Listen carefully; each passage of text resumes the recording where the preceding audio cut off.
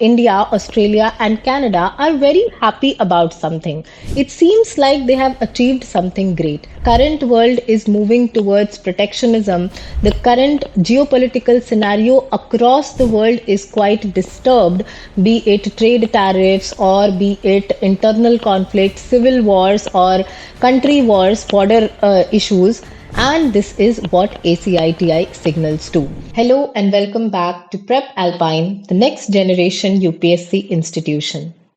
We are continuing with our high yield UPSC series that help you achieve the maximum marks in your UPSC prelims, mains, and interview examination.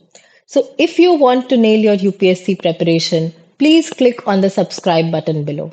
Apart from this, we also provide these high quality current affairs magazine, which are well researched by a lot of researchers, and these are available completely free on our Telegram channel, the link to which is in the description below. So today's topic is about technology. But before we start, look at this image. In this image, you can see that three heads of the countries or different heads of the countries, that is of India, Australia, and Canada, are very happy about something. It seems like they have achieved something great. And yes, indeed, they did, which is Trilateral ACITI Partnership, which we will discuss today. So, this ACITI partnership is Australia, Canada, India Technology and Innovation Partnership. So, this is an important shift in the global technological politics, especially when you see that the current world is moving towards protectionism. The current geopolitical scenario across the world is quite disturbed, be it trade tariffs or be it internal conflicts, civil wars or country wars, border issues. Across the world, the scenario is very difficult. And in that scenario, when three of the great democracies across the world decide to trust each other in a sensitive matter like technology, especially when it comes to frontier technologies, that is new age technologies, then it is a very big thing. And this is what ACITI signals to. It focuses on supply chains, it focuses on digital ecosystems and frontier technologies. So, all these three countries will come together, bringing their specialities towards each other and building something new.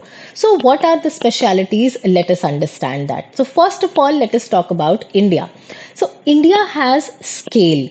We have digital public infrastructure. I'm sure you all must have used UPI, Aadhaar, and other applications which is known as the digital public infrastructure. And last but not the least, India has human capital. We have proved that we have a capacity to deploy technology solutions. We have a huge software services workforce which can be deployed across the world. So we have a scale advantage when compared to the rest of the world.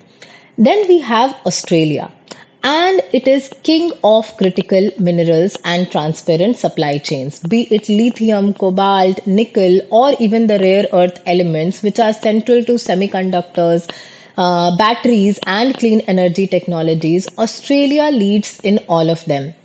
And also, Australia has stable regulatory framework which is important for technological governance across the world, and logistics are also very much reliable in Australia. And lastly, we have Canada, which contributes to frontier research leadership. That is, new age innovation is very much available in Canada, be it AI, be it deep machine learning research.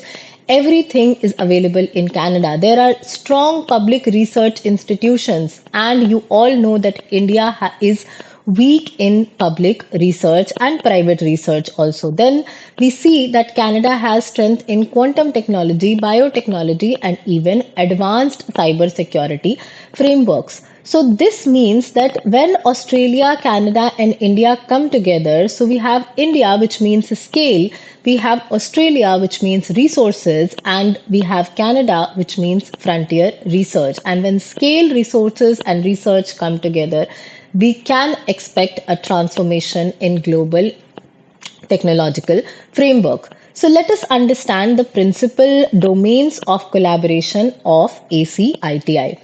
So it will focus on artificial intelligence, which is one of the most important areas of technology currently. It will focus on quantum technology, secure and resilient communication systems, cybersecurity, and lastly, semiconductor manufacturing and design. So these are all the new age technologies that are going to govern the upcoming 21st century for the human race. Then, second focus or the second principal domain is supply chain resilience. We must understand that we cannot depend on a single country for resources for supply chains, particularly when it comes to minerals, semiconductors, and electronics. And you all know that currently we are dependent on China for all of these. So we must promote transparent and predictable value chains that can be relied in case of any geopolitical conflict or controversy. Then we are also moving towards green energy innovation, especially in the era of climate change, where every other day we see that a kind of climate catastrophe exists across the world.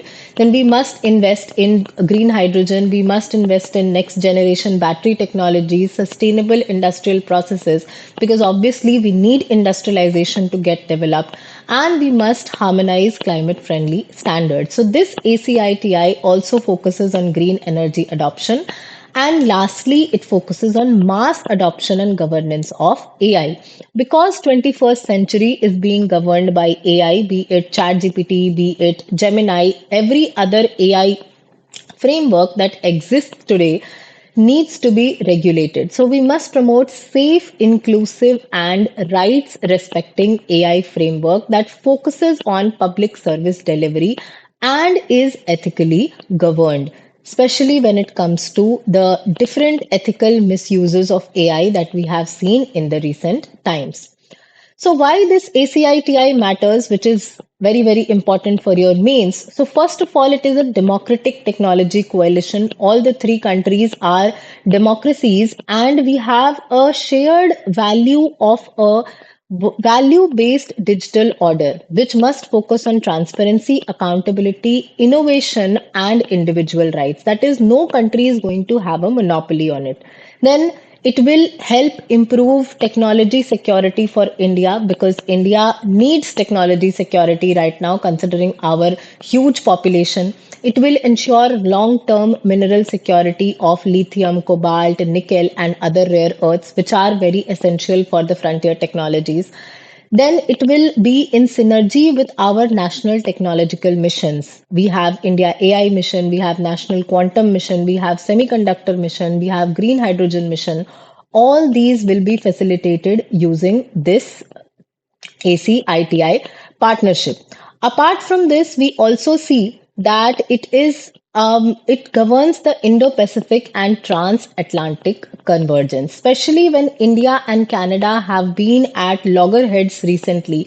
You must be familiar with the issues that we have faced in the relationship of India and Canada recently. So this kind of partnership may help in resolving these issues. But obviously, any initiative comes with its own set of challenges, which is first of all India Canada diplomatic tensions, because we see that the population living in Canada is not very much friendly towards India, not very much receptive towards India. Then we have divergent regulatory regimes. There are differences in data protection laws, AI ethics framework, and technology governance norms.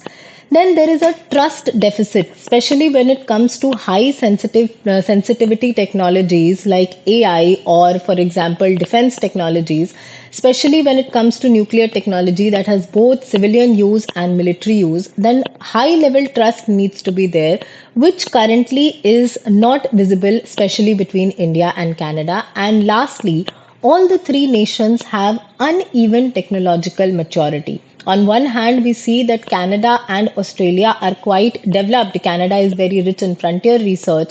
Australia is very rich in mineral processing, but India has not reached to that stage. So, what does India need to do? First of all, we need to develop shared governance norms so that the issues related to transparency, regulation, etc., are solved. Then we need to build a transparent trilateral critical minerals corridor to ensure long term supply networks, to ensure joint refining and processing capacity, and ensure transparency. Next, we need to establish joint research centers, be it AI, be it quantum technology, be it biotechnology or cybersecurity, cryptocurrency, blockchain technology, anything. But we need that joint research center should be there so that no country has a monopoly over the research parameter. Next, we need to foster cross border innovation systems because obviously this initiative is something that can benefit all the three countries. So, be it startups, be it academic institutions or innovation incubators, ACITI must be society wide and not merely state driven collaboration. The society has to be a part of it so that it can benefit from it. And lastly, in 2026, we are going to witness the AI Summit, and we must utilize that summit to institutionalize standards. We must utilize that platform to showcase trilateral pilot projects, to showcase initiatives that are being planned by this cooperation organization, and it will also act as a mechanism to build global coalitions for responsible innovation. We can bring more countries together in this partnership so that we can develop a shared technological governance framework. So, this ACITI is obviously a forward looking model for democratic technological alliances, which has a long way to go. Currently, we have India's digital scale, we have Australia's mineral wealth, and we have Canada's research strength.